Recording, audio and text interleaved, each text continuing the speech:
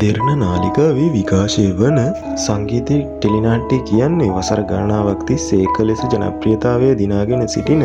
දැන් මේ කතාවේ සීසන් 1 අවසන් වෙලා සීසන් 2 ද පටන් අරන් තියෙන්නේ. කොහොම වුණත් සංගීත කතාවට කල්පනගේ චරිතය නැතුම් බැරි චරිතයක්. කොහොම වුණත් ඔහුගේ චරිතය ආවේගශීලී චරිතයක් වුණත් කතාවේ රසය වැඩි කරන්න ඔහුගේ චරිතය ඉතා වැදගත් වුණා. කොහොම වුණත් අපට ආරංචි වන විදිහට කල්පනගේ චරිතයට පණ පැවපු මනෝජ් දේවගේ සංගීත කතාවෙන් ඉවත් වෙලා කියලා තොරතුරු වාර්තා වෙනවා. කොහොම වුණත් මීට ටික දවසකට කලින් තමයි ඔහු කතාවෙන් ඉවත් වෙලා තියෙන්නේ. ඉතින් ඔහු අන්තිමට දායක වුණු කොටස්ද මේ වෙනකොට විකාශය වෙලා අවසන්. කොහොම වුණත් ඔහු ඉදිරියේදී අපිට සිනමා තිරයෙන් දැක ගන්න පුළුවන් වේවි. ඉතින් මේ තොරතුරු දිනපතා දැනගන්න අපේ නාලිකාව දැන්ම subscribe කරන්න.